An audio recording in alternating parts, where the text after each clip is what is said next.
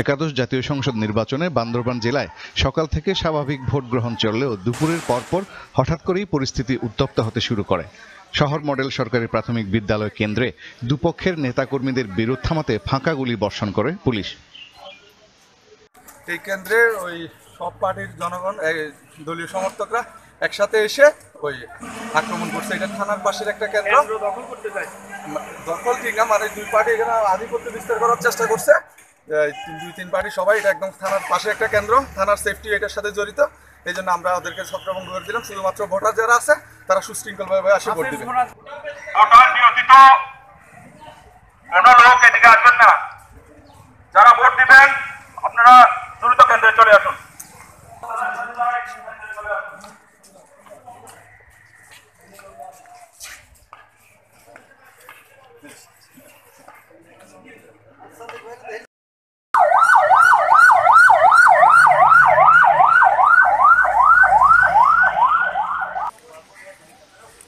ঘটনার পর প্রায় ভোটার শূন্য হয়ে পড়ে কেন্দ্র। এরপর কেন্দ্রটি পরিদর্শনে আসেন বিএনপির প্রার্থী সাচিন প্রুজেরি। আমার প্রতিপক্ষ তো বীর বাহাদুর সাহেব না, আমার প্রতিপক্ষ পুলিশ বাহিনী হয়ে গেছে, পুলিশ প্রশাসন, কমপ্লিট পুলিশ প্রশাসন, ধানের প্রতীকের প্রতিদ্বন্দ্বী পুলিশ প্রশাসন। এই যে হার্ট অফ দ্য টাউনে প্যানিক সৃষ্টি করে গুলি মেরে ককটেল ফুটিয়ে যে ত্রাসের রাজত্ব করে যে ডেজার্ট করে ফেলেছে, এটা তো এইভাবে তো হতে পারে না।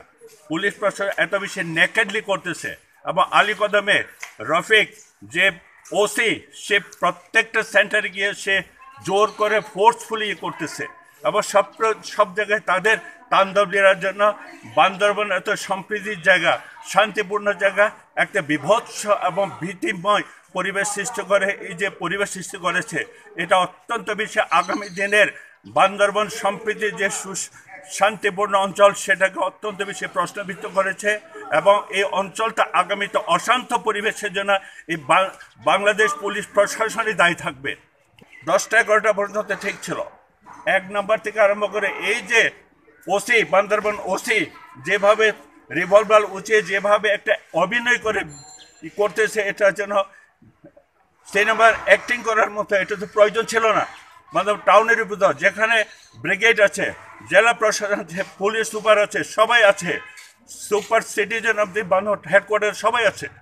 এখানে তো এটা হওয়া উচিত না, টোটালি না। এটা কেউ চাচ্ছে না। সেটা ভোট বর্জনের কি ঘোষণা দিবেন? বা ভোট বর্জনের প্রশ্ন উঠে না। ভোট বর্জন দিতে যাবে কেন? সারা বান্দরবান জেলার চিত্র বর্তমান শাসক গোষ্ঠীর যিনি দায়িত্বে আছেন 10-12 বছর ধরে, তার যে রাজনৈতিক বা গ্রহণযোগ্যতা দেউলিপনা, সেটা প্রমাণিত হওয়া উচিত। এই প্রমাণিতের জন্য সারা ডিস্ট্রিক্ট বিএনপি শুধু না, সর্বসাধারণ সেটার জন্য মুখিয়ে ছিল এবং সেটা প্রমাণ পরিণতি ছিল সেটা হতে যাচ্ছিল। সেটা থেকে ওভারকাম করার জন্য পুলিশ প্রশাসনের সহায়তায় আজকে ন্যাক্কারজনক যে জিনিসটা হয়েছে, এটা অত্যন্ত ইতিহাস বিরল এবং অত্যন্ত বেশি কালিমাযুক্ত অধ্যায় সৃষ্টি করেছে বান্দরবান পার্বত্য জেলায়। দুজন ভোটারের তর্ক থামাতে পুলিশ এমন ব্যবস্থা নিয়েছে বলে জানালেন কেন্দ্রটির প্রিজাইডিং অফিসার।